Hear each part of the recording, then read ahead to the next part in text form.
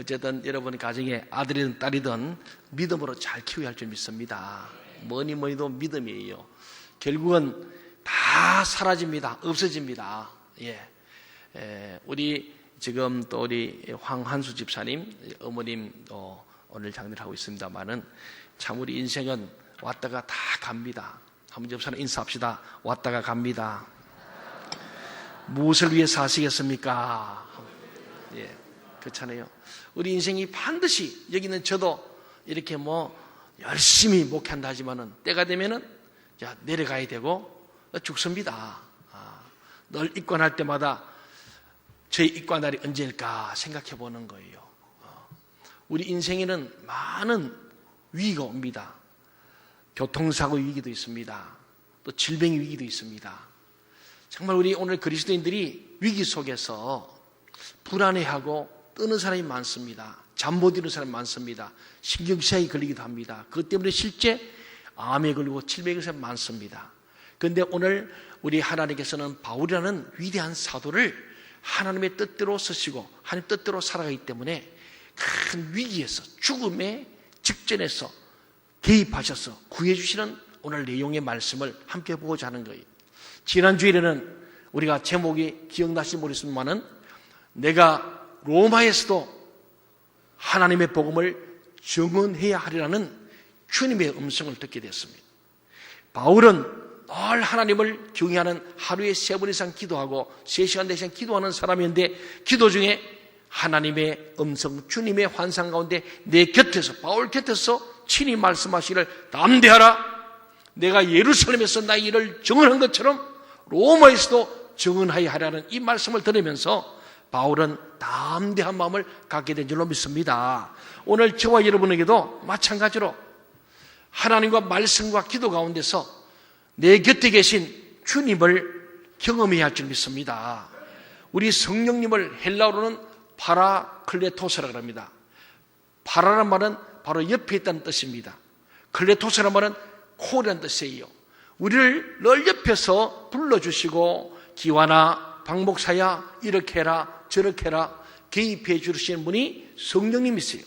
때로는 위로해 주시고 격려해 주시고 죄를 지을 때 죄지 말도록 억제해 주시는 분이 성령님이시고 그 성령이 우리 늘 곁에 계시는 거예요. 이 성령님을 여러분이 늘 느끼며 살아야 할 줄 믿습니다. 어떻게? 말씀과 기도로 거룩한 사람들이 그것을 느끼게 되어 있고 성령의 음성에 민감하게 되었습니다. 이제 오늘 오후부터 우리 예수제자학교 DT에서 우리 팀들이 한 팀씩 전도를 떠납니다. 오늘 하나조가 전북 익산으로 맨 먼저 출발합니다.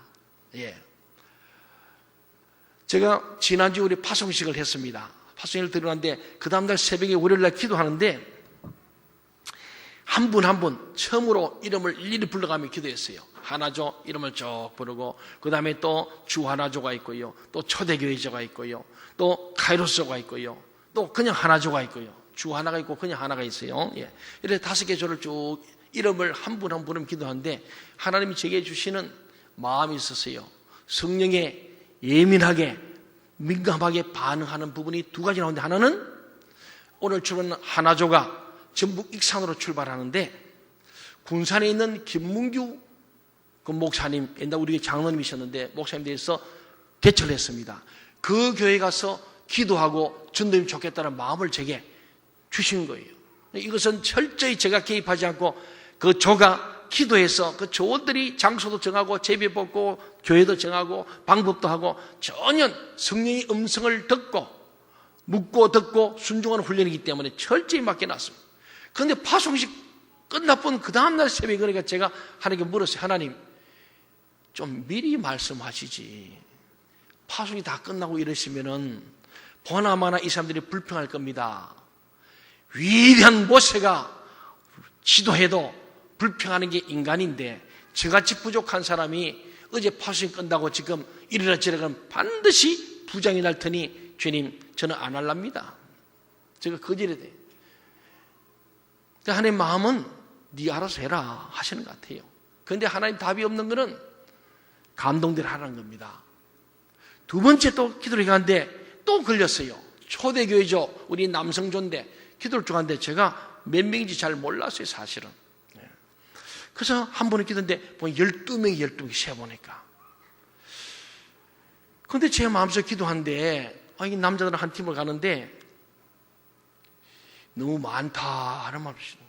너무 많다. 기도원이 300용사로 줄일 때 막 몇만 명이 있으면 자꾸 줄여갑니다. 하나님 많다거든. 그만 주시는 거예요. 두 팀을 하면 될 터인데 하는 마음을 주셔서 내가 아이고 이것도 골치 아프네. 특히 이름 보니까 만만찮은 사람들만 12명이요. 목사가 3명이나 있고 말이야. 이거 다 날고 기는 사람들이 잘 기도하는 사람인데 그러지 않겠어 우리 부목사님들도 목사님이 얘기하려면 좀 일찍 하지. 근데 하나님이 그 다음에 또 하나 더 보여준 것은 뭐냐면은 남한에 다 가는데 강원도도 가면서 경기도는 빠졌냐 하는 말 주시오. 정말 제가 난감했어요. 그랬더니 기도를 제가 한참 하고는 제가 우리 하나교에 있는 간사 정전주 권사님하고 리덴 우궁사님 문자만 보냈습니다. 제가 새벽 기도 가운데 이런 마음을 하나님 주셨는데 여러분들 기도하셔서 정하시기 바랍니다. 그랬어요. 가라 말아 할 거 없어요. 그랬더니 나중에 보니까 그렇게 하기로 순종을 하고 제가 화요일날 방문하면 같이 가는 걸 하고 또 김문규 목사님도 아주 감사히 생각하고 그렇게 진행되고 어제 제가 황원수 집사님 어머님 입관예배를 드리고 돌아오는 길에 예산서 오는데 또 영두치부 또 개강예배 또 좀 말씀이 있어 막 바쁘게 막 돌아오는데 차에서 우리 유경 목사님이 어제 우리 초대교회죠 남성팀 모여가지고 이렇게 설명을 쭉 했더니 다 기도하시고는 두 팀을 나누기로 했습니다. 깜짝 놀랐어요. 저는 그거는 잘 안 될 줄 알았어. 예. 하나조야 하루 좀 3박 4일 중에 하루를 좀 군산하고 익산이 30분 거니까 아주 어렵진 않은데 그래도 저는 그저 기도한 것을 알려만 줬고 본인들이 결정하고 기도해서 결정해라 했는데 그는 잘 됐더니 그는 잘 됐구나 했는데 남자가 두 쪽에 지금 일주일 남았는데 다 지금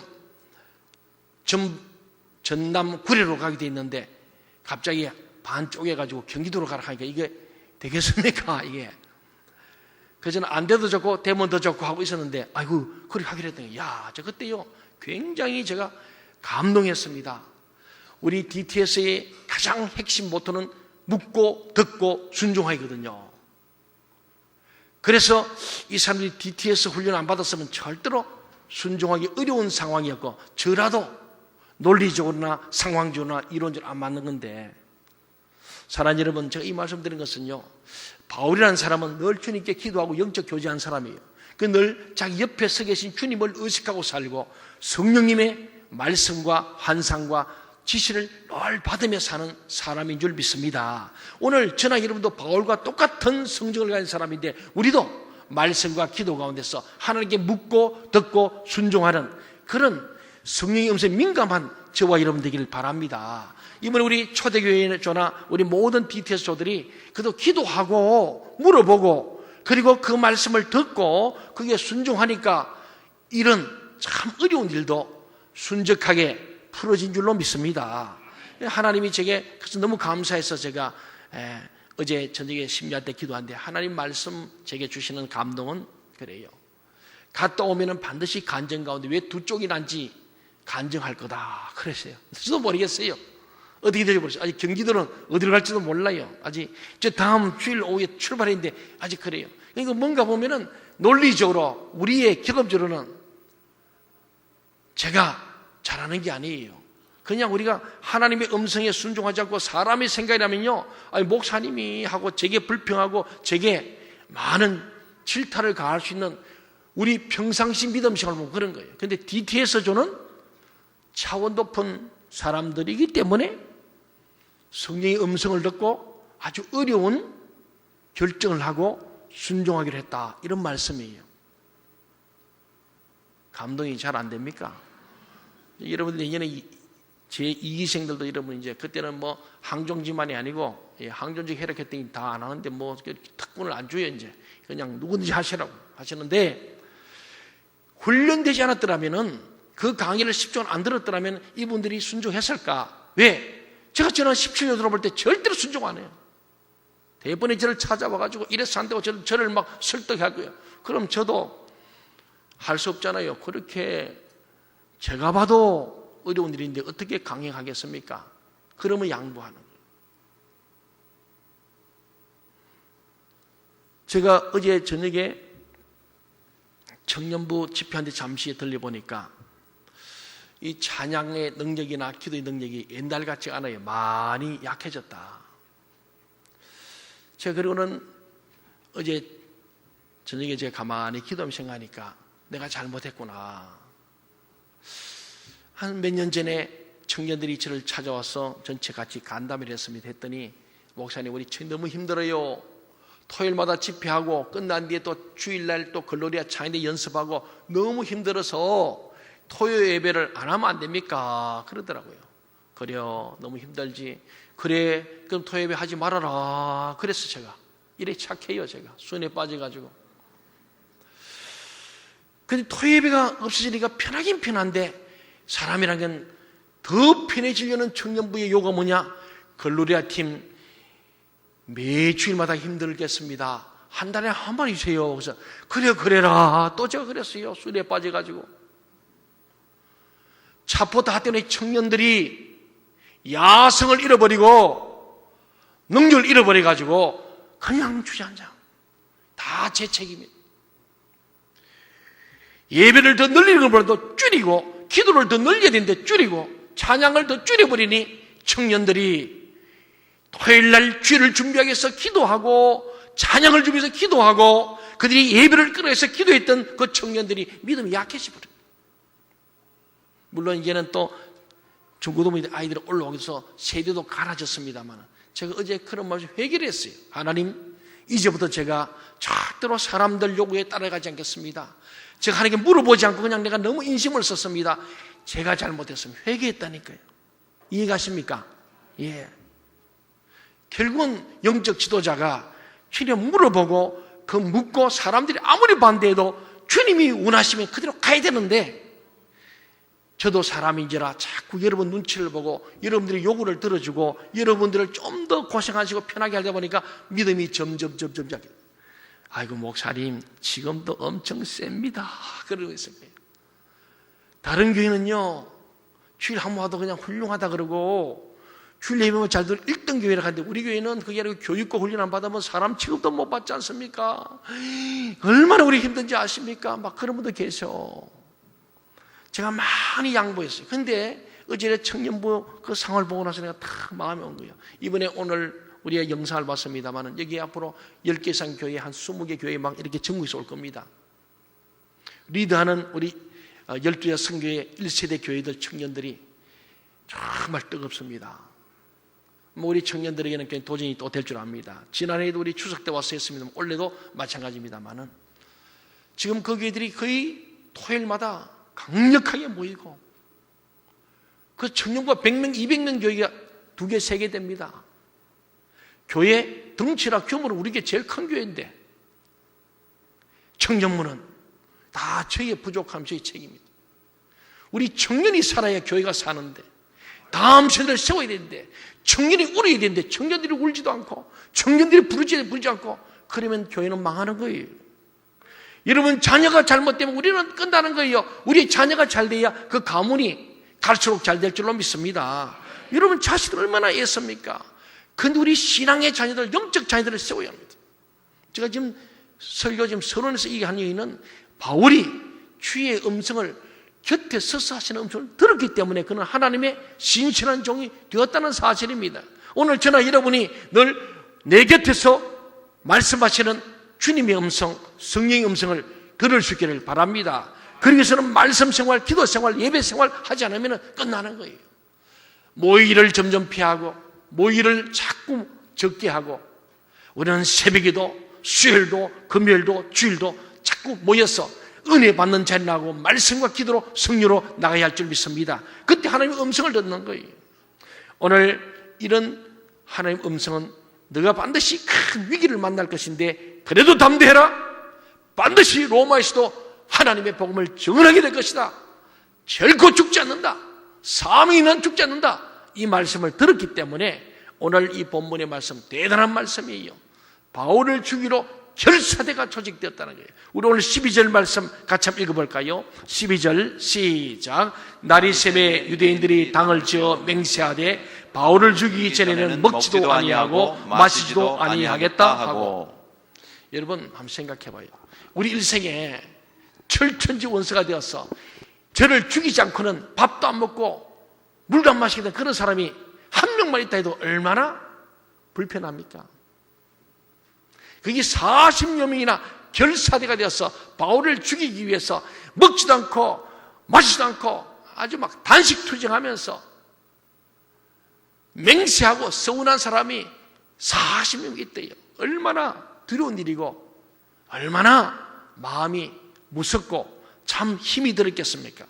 지금 이런 일이 북한에도 모슬렘권, 우리 소위 IS 이슬람권에서도 복음을 전하는 사람에게 똑같이 일어나고 있습니다. 생명의 위협이 따르고 있는 거예요. 14절 15절 다시 한번 보겠습니다. 시작. 대제사장들과 장로들에게 가서 말하되 우리가 바울을 죽이기 전에는 아무것도 먹지 않기로 굳게 맹세하였으니 이제 너희는 그의 사실을 더 자세히 물어보려는 척 하면서 공회와 함께 천부장에게 청하여 바울을 너희에게로 데리고 내려오게 하라. 우리는 그가 가까이 오기 전에 죽이기로 준비하였노라 하더니. 예. 이 결사대가 실체를 옮기기 위해서 대사장과 장로들을 압박하는 거예요. 그리고는 작전을 짠 거예요. 살해 음모를 하는 거예요. 여기 보지만은 더 자세히 알아 물어보려는 척하면서 하잖아요. 여러분 인생 살면서 척하지 마시기 바랍니다. 예. 우리 진실해야 됩니다. 예. 하나님을 사랑한 척, 교회를 사랑한 척, 목사님을 돕는 척하면서 협조적 방해자가 생기는 그런 척하면서 뒤통수 치지 말라는 거예요. 이게 지금 마귀가 하는 겁니다. 마귀의 종로 된 대사인과 이 결사대는 트릭을 쓰는 거예요. 거짓 위장하는 거죠. 우리는 내 모습 이대로 주님 앞에 헌신해야 할 줄 믿습니다. 있는 그대로. 근데 오늘 사도 바울이 죽이기 전에는 40여 명이 아주 먹지도 않고 마시지 않기로 작정하고는 대사장과 장로들을 찾아가서 자기들의 계획을 이야기하고 살인 음모 공모를 하는데 상호 협조하기로 그렇게 합의를 한 거예요. 그래서 16절을 보면요, 근데 하나님은 아무리 사람들이 계획하고 바울을 죽이려 할지라도 하나님이 개입하시고 하나님의 사람은 하나님이 살리고 도운 줄 믿습니다. 16절을 같이 읽어보겠습니다. 시작. 바울의 생질이 그들이 매복하여 있다함을 듣고 와서 영내에 들어가 바울에게 알린지라. 예, 여기서는 굉장히 중요한 사실을 발견합니다. 무엇입니까? 하나님께서 바울의 위기에 개입하셨다는 거예요. 그냥 내버려 두신 게 아니고 바울의 위기 속에 지금 죽기 일보 전입니다. 여기에 개입했다는 거예요. 그리고 생각지도 못한 방법으로 그 위기에서 하나님이 건져주시고 있다는 것입니다. 사실 우리에게도 그럴 때가 많습니다. 지금 우리 주변에 위기가 참 많습니다. 우리가 모를 뿐이죠. 우리에게 다가온 위기는 수없이 많습니다. 우리가 몰라서 지나가는 것도 많습니다.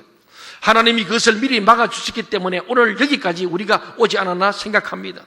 저 개인도 그래요. 인생의 구비를 돌아 50년을 돌아보니까 인생의 고비마다 하나님이 개입하셔서 내가 오늘 이 자리에 있구나. 저는 그렇게 늘 고백합니다. 저도 짧은 시간 살면서 죽을 고비를 많이 넘겼습니다. 아주 결정적인 시간 10번 됩니다. 제가 지금도 군대 생활 중에 그래서 군에 무사히 제대하면 너무 감사히 합니다. 제가 군 생활 5년 중에 결정적으로 2번 죽을 뻔했습니다. 그것도 이 충청도니까 예산 들판에서 태안 백화산 산 위에서. 네. 예산 들판은 제가 헬리콥터를 타고 저기 매봉에 있는 부대에 레이더가 고장나서 못 고친다 해서 제가 그 당시엔 조금 날렸습니다. 그래서 대치는 저를 헬리콥터 태워가지고 가서 고쳤더니 잘했다 해서 또 헬리콥터도 대치가 태워주는데 미군들은 굉장히 안전을 중요시하는데 미군들 체중으로 봐가지고는 보통 평균이 8, 90kg인데 우리는 그때 한 60kg 안 되니까 조종석까지 4명 타는데 우리가 5명이 타야 됐어요. 그러니까 타면 안 돼 사실은. 그런데 체중을 재보니까 충분하다 해서 오케이 해가지고 탔는데 이거 잘 왔는데 여기 지금 이렇게 이제 모가 시퍼렇게 지금 이렇게 8월달 7, 8월인데 그때 7월 25일입니다. 지금 됐죠? 예. 그때 이 모가 이제 자라있고 물에 있으니까 근데 잘 오는데 헬리콥터가 엔진이 2개입니다. 하나가 딱 꺼지니까 충 들어서 어휴 큰일 났네. 그래서 다시 조종사에서 다시 올라갔어요. 그런데 두 번째 것도 또 한 5분 주 가다 그냥 고장나서 그대로 내려오는데 그도 조종사가 잘해서 헬리콥터가 그대로 연착해가지고 논복판에 딱 꼽혀버렸어. 꼽히더라 충격은 엄청난 거죠. 다 기절해버렸어요. 죽은 줄 알았어요. 한참 만에 보니까 제가 병원에 실려와 있어요. 우리가 산 게 기적이에요. 하나님이 동쪽에 담임 목사 시키려고 그때 살려준 줄로 믿습니다. 저는 생각하면 그런 거예요. 예, 그때 허리 부러지고 목 부러지고 팔 부러지는데 저는 아무 다치 않았어요. 참 신기할 정도로 하나님이 정말 꼭 품어주신 것 같아요. 그리고 얼마 전에 제가 태안에 가면 백화산이 있습니다. 그 산인데 그 산 꼭대기에 레이더가 있는데 거기 갔다가 겨울인데 내려오는데 아이 기사가 말이죠. 이 운전병이 그래도 스님 박사님 큰일 났습니다. 왜? 브레이크가 파열됐습니다. 이 내리막 산길인데 이쪽은 절벽이고 한 20m 하면 항상 20에 송대로웠죠. 그래 얘가 너무 방황되는데 제가 옆에 있다가 운전대를 어제 당겨버렸어요. 당기니까 이쪽에 바위 가다 박도록 이쪽으로 가면 버리냐. 그래서 쾅 박아서 차가 섰지요. 지금 생각해도 그건 죽은 몸이에요. 여러분 인생에다 아마 그런 일 많을 거예요. 차 운행하신 분들 일촉즉발 한두 번 아니잖아요. 저도 야간에 가다 보면 밤에 여러분 까만 옷 입고 밤에 그 도로 안 다니면 좋아요. 밤에 차들이 썬팅을 많이 하죠. 검정 옷 입으면 안 보여요. 가끔 제 아내하고도 새벽에도 오고 밤에 가다 보면 저 사람이 있었네. 끔뻑끔하게 있습니다. 사람이 이런 거 안 보여. 사람 안 치이고 내가 안 당하고 이래 산 것이 하나님의 은혜인 줄로 믿습니다.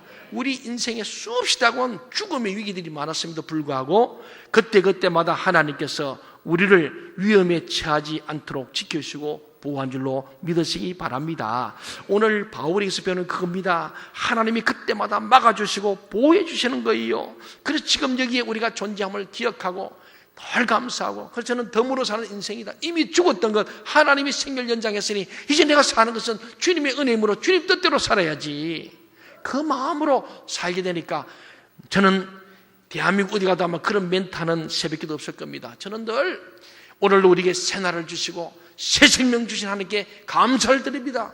이게 그냥 하는 게 아니고 제 인생 고백이고 여러분도 똑같아요. 하루하루 사는 게 하나님 은혜인 줄로 믿으시기를 바랍니다. 그렇습니다.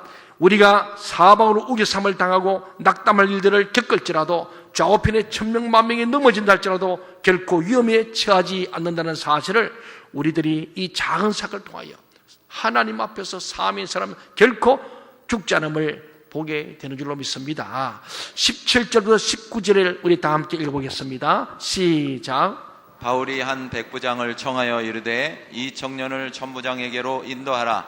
그에게 무슨 할 말이 있다 하니 천부장에게로 데리고 가서 이르되 죄수 바울이 나를 불러 이 청년이 당신께 할 말이 있다 하여 데리고 가기를 청하더이다 하매 천부장이 그의 손을 잡고 물러가서 조용히 묻되 내게 할 말이 무엇이냐. 예, 사도 바울이 자기 조카로부터 들은 정보를 백부장에게 말하고 백부장에게 천부장에게 이 청년 조카가 가서 좀 직접 얘기하도록 해달라 해서 드디어 백부장이 그 얘기를 들어주고 또 천부장으로 가지요. 여기서 우리는 어젯밤에 나타나신 주님의 그 음성을 기억해야 됩니다. 그 담대하라, 두려워하지 말아라, 내가 로마에서도 나의 일을 증언할 것을 하신 그 말씀을 바울은 믿었어요. 그래서 두렵고 떨리지만은 결코 하나님은 나를 버리지 않는다는 믿음을 가지고 천부장에게 가서 말할 수 있도록 당황하지 않고 흔들리지 않고 담대하게 합니다. 마치 겟세마네 동산에서 예수님이 땀이 피가 되도록 기도했기 때문에 체포당하여 십자가에 못 박혀 죽을 때에도 당황하지 않았던 것 같이 오늘 바울도 기도하는 사람으로 주님의 음성을 들었으므로 정말 하나님 앞에 담대했습니다. 사랑하는 여러분, 여러분도 기도하면 어떤 일을 당해도 흔들리지 않습니다. 의사가 당신 이제 3개월부터 살지 못합니다. 암 말김이 돼도 얼마나 두려워요. 사형 선고거든. 여러분 의사가 사형 선고될지라도 하나님의 사형 선고 받기 전까지 여러분 두려워하지 마시기 바랍니다. 살아도 주를 위해 죽어도 주를 위해 살겠다 평안하시기 바랍니다. 하나님은요 정말 여러분이 주님과 늘 가까이 동행하면 어떤 위기가 여러분을 덮친다 할지라도 전혀 문제가 되지 않습니다. 이제 드디어 천부장에 가서 바울의 조카가 이야기하잖아요. 20절 21절에 보니까 이 유대인들이 이렇게 공모해서 결국 자세한 것도 묻기 위함이라 하고는 그런 척하고는 데려오면 그 중간에서 죽이려 하는 계획을 갖고 있으니까 그들의 청을 들어주지 마십시오. 그래서 바울을 죽이기 위해서는 먹지도 마시지 않는 그런 결사대가 있습니다.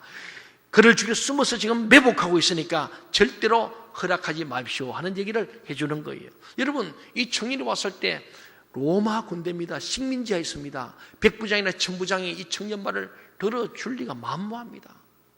그렇잖아요.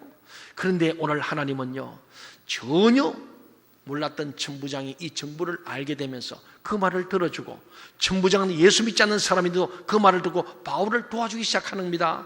참 이상한 일입니다. 주님의 일을 하다 보면 하나님은 불신자까지도 쓰시는 것을 볼 수 있습니다. 예, 저들에게 목회를 하다 보니까요 여러분 교회들이 제일 많이 도와주죠. 뭐요 우리 장로님, 집사님 것처럼 우리 성도들이 제일 많이 도와줍니다. 그런데 하다 보면 안 믿는 사람도 많이 도와줘요. 예, 안 믿는 시장도 도와주고 안 믿는 의원도 도와주고요. 안 믿는 주민들 도와줄 때가 참 많습니다. 참 신기합니다. 때로는 믿는 사람들이 더 안 도와줄 때도 있어요. 오히려 방해하는 사람들이 있다. 오늘 지금 그런 꼴입니다. 유대인들 하나님 믿는 사람이에요. 이들이 바울을 죽이랍니다. 근데 안 믿는 로마 천부장, 백부장은 오히려 도와주라는 거예요. 하나님께서는 하나님의 사람들을 하나님의 방법대로 도우시는 것을 믿으시기 바랍니다.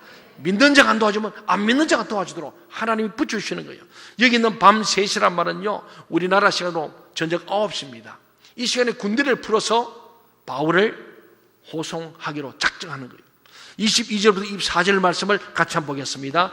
22절부터 24절 시작. 이에 천부장이 청년을 보내며 경계하되 이 일을 내게 알렸다고 아무에게도 이르지 말라 하고 백부장 둘을 불러 이르되 밤 제3시에 가이사랴까지 갈 보병 200명과 기병 70명과 창병 200명을 준비하라 하고 또 바울을 태워 총독 벨릭스에게로 무사히 보내기 위하여 짐승을 준비하라 명하며 밤 9시 야간에 이 대상과 장로들 눈치채지 못하게 바울 한 사람을 안전하게 이동시키기 위해서 보병이 몇 명?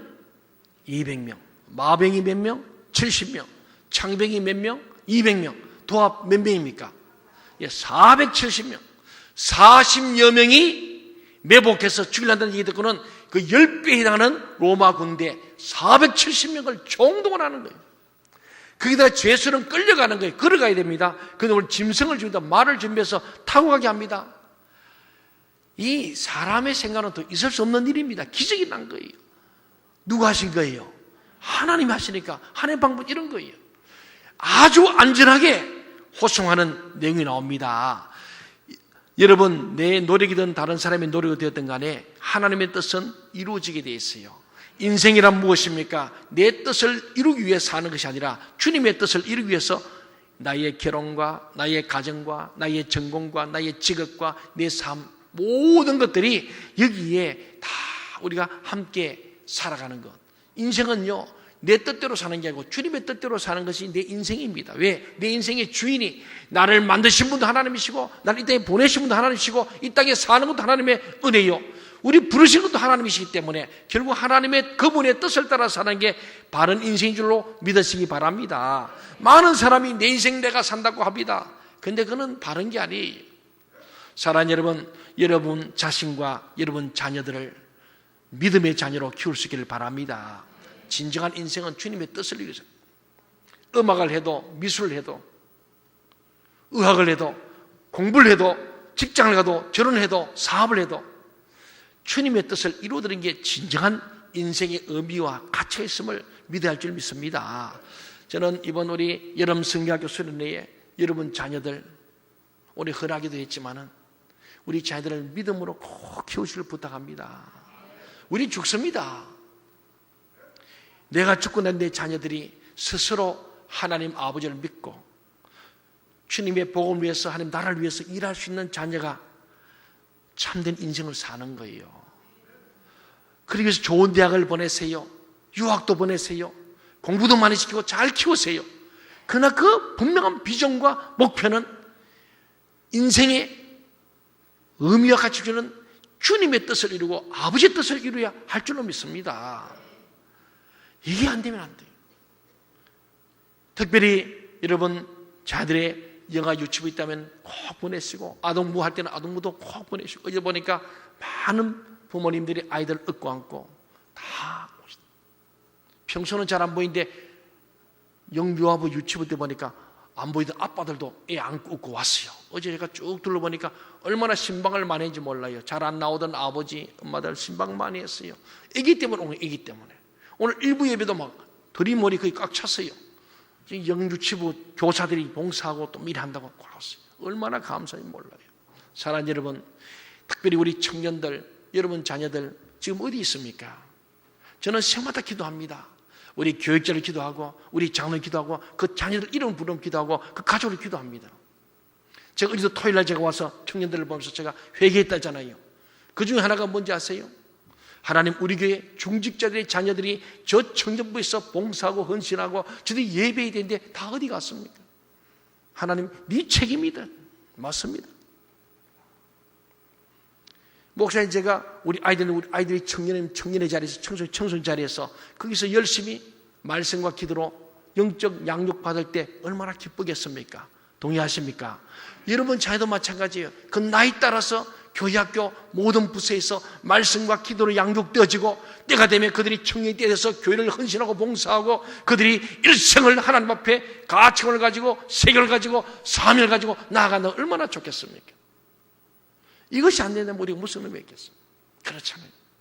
주님 앞에서 오늘 우리는 참 하나님의 놀라운 은혜의 자리로 나가야 할 줄 믿습니다. 사랑하는 여러분, 사도 바울은요, 오늘 말씀드리는 최악의 위기에서 가장 안전한 방법으로 보호되는 내용을 보게 됩니다. 사랑하는 여러분, 하나님을 위하여서 우리가 정말 위대한 꿈을 가진 사람은 결코 죽지 않음을 우리가 보게 되는 거예요. 오늘 하나님은 이 총독과 또한 우리 천부장, 백부장, 심지어는 바울의 조카의 마음을 움직여서 결국은 하나님의 방법으로 구원해내는 거예요. 우리가 성경을 보면요, 하나님께서는 오늘 보지만은 천부장이요, 이렇게 군인만 동원한 게 아니고 심지어 친필로 편지가 있어서 바울을 변호하는 거예요. 총독이요, 이 사람을 내가 문초해버리니까 아무 죄가 없습니다. 저 유대인들이 말하는 것처럼 대제사장 장로들이 얘기한 것처럼 죽을 죄가 없습니다. 그런데 저들이 죽으려 하니까 내가 안전하게 호송하니까 잘 살펴주시기 바랍니다 하고 그래 편지를 보내는 거예요. 천부장은 자기가 본 사실을 그대로 총독에게 보고했습니다. 여기서 중요한 것은 바울을 죽이려고 서운한 사람이 40여 명이나 있었지만은 자기가 보니까 죽일 이유가 하나도 없다고 말하는 거예요. 이게 참 중요한 사실입니다. 믿지 않는 불신자가 바르게 말해주는 거예요. 이런 상황이 여러분에게도 있기를 바랍니다. 오늘날 그리스도인들과 성직자들은 예수 때문에 핍박받고 감옥에 들어가는 것이 아니라 사기 사건에 말려들고 윤리 도덕적으로 흠을 잡혀서 세상에서 손가락질을 받는 일이 너무나 많습니다. 우리 참회 기도문 하면서 했잖아요. 하나님, 우리가 말씀대로 살지 못하고 세상의 빛과 성되지 못한 부끄러운 삶을 한동안 살아왔습니다. 우리를 용서해 주시고 우리 참회 기도 함께 드렸잖아요. 그것이 우리 현실 아닙니까? 오늘날 이 사회에 일어나고 있는 모든 부정과 대형 사건에 그리스도인이 관계되지 않은 사건이 어디 있습니까? 그리스도인이 예수를 전하다가 감옥에 들어간 것이 아니라 사기 사건으로 감옥에 들어간 것이 현실입니다. 어떤 때는 우리가 너무 부끄럽다는 생각이 듭니다. 일어나서는 안 되는 일들이 얼마나 우리 안에 많은지 모릅니다. 예수 안 믿는 사람보다 믿는 자가 더 나은 것이 무엇인가 물을 때 감히 당당히 대답할 수 없는 우리의 현실이 얼마나 안타까운지 모릅니다. 사랑하는 여러분, 이런 일이 계속되고 있는 한 세상은 변하지 않습니다. 왜? 너희가 세상의 소금의 빛이 되고 교회가 세상의 희망이 되라 그랬는데 교회가 세상보다 더 못한 추태를 보이고 교회끼리 막 싸우고 하나님 이름을 걸고 서로가 자기 편이라 그런 이런 모습들이 교회 안에 노정된다면 얼마나 하나님 앞에나 사람 부끄럽겠습니까? 우리는요, 고난을 받되 도덕적인 윤리적인 일이나 세상 일 때문에 박해받는 게 아니고 예수님 때문에, 복음 때문에 고난을 받을 줄 믿습니다. 앞으로 그런 날이 옵니다. 끊임없이 이 자리에서 예수만이 구원입니다 이 말을 못 전하게 한다는 거예요. 그때에 목사들이 예수 외에는 구원이 없습니다 그럼에도 선포하고 감옥 갈 준비하는 그런 믿음이 이 시대에 필요한데, 오늘 이런 믿음들이 점점 사라진다. 좀 더 편하게, 좀 더 쉽게 예수 믿고 싶고, 적당히 예수 믿고 싶고, 세상과 타협하고, 그래서 절대 신앙도 없고 절대 주권도 없는 거예요. 사랑하는 여러분, 여러분의 거룩한 부담을 드려 죄송합니다. 그러나 예수님 때문에 고난받는 일, 그것이 오늘 바울 사도가 우리 주는 메시지예요. 바울은 세상에 좋은 거 다 내려놓고 버리고 오직 예수 위해서 일생을 헌신한 모습을 우리 보지 않습니까? 저와 여러분에게 이런 믿음과 이런 결단이 있기를 간절히 소원합니다. 마지막 31절 35절에 보면요, 결국은 간단한 얘기로 결론을 냈습니다. 결국 사도 바울은 죄악의 위기에서 가장 안전한 방법으로 보호되었다는 사실입니다. 그 당시 바울이 로마에 갈 때는 죄수로 호송을 받고 가는 거죠. 끌려가는 거예요. 그런데 오늘 하나님께서 죄수이지만은 특별하게 호송되도록 하시는 것이 하나님의 방법입니다. 내 노력이든 다른 사람의 노력으로 되었든 간에 하나님의 뜻은 이루어지는 겁니다. 사랑하는 여러분, 하나님 앞에서 우리가 정말 우리를 살려주실 때는 여러 가지 방법을 쓰시는데, 오늘 사도 바울은 사도행전 12장과 16장에서 잘 보여줍니다. 사도행전 12장 이미 우리가 공부했습니다마는 베드로가 감옥에 있을 때 천사를 보내서 자고 있는 바울을 막 깨웁니다. 천사가 쇠고랑을 풀어주고 웅문을 열게 해주는 거예요. 하나님이 천사를 보내서 위기에 개입하기도 합니다. 또 사도행전 16장에 가면은 바울과 실라가 붙잡혀가지고 죽도록 두들겨 맞았습니다.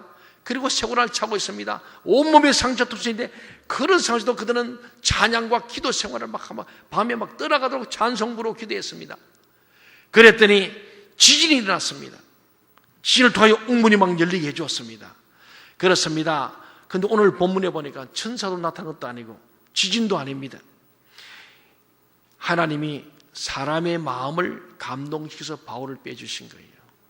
이미 봤습니다만 바울의 조카의 마음을 움직이셨고, 천부장의 마음을 움직이셨고, 총독의 마음을 움직이셨습니다. 그렇게 해서 그 죽음의 위기에서부터 사도 바울을 빼내주신 것에서 우리가 보게 됩니다. 여러분들에게도 이런 일들이 일어나기를 바랍니다. 정말 하나님이 여러분의 생애에 간섭할 수 있게 되기를 소원합니다. 하나님, 내 인생에 개입해 주세요. 정말 내가 잘못을 바로잡아 주세요. 주님 앞에 이런 기도해야 될 줄 믿습니다. 뭐 매일 달라고 기도하는데 그것도 하세요.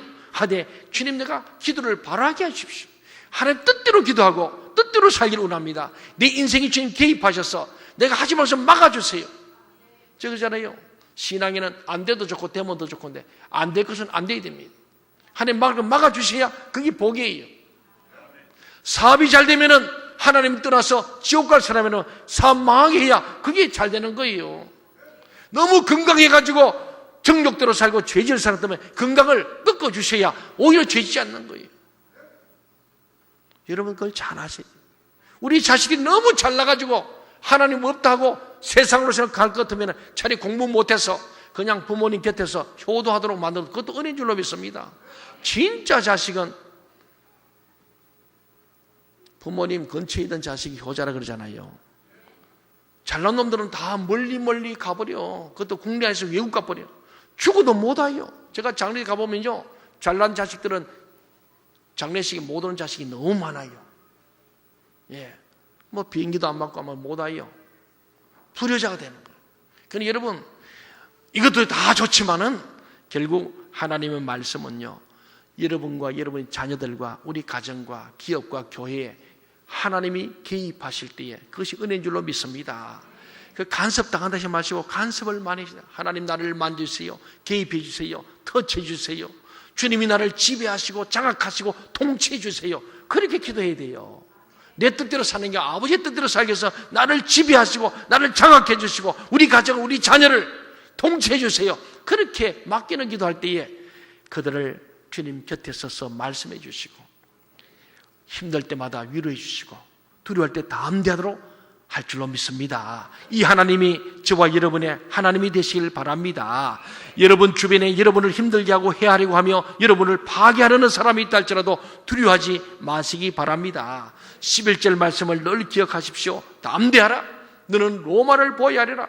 로마에서도 정언하여야 하라는 이 말씀을 탁 붙들고 요동치었던 바울처럼 여러분도 위대한 비전을 가지시기 바랍니다. 하나님을 위한 위대한 꿈을 꾸세요. 저는 우리 교회가 이런 꿈을 갖게 해주신 것을 인하여서 감사를 드립니다. 영혼을 구원하 끝나지 않고 열방을 회복하는 교회로, 세계를 가슴 품는 교회로, 백두 예루살렘의 비전을 가지고 나아가는 교회 비전 주신 거 얼마나 감사한지 몰라요.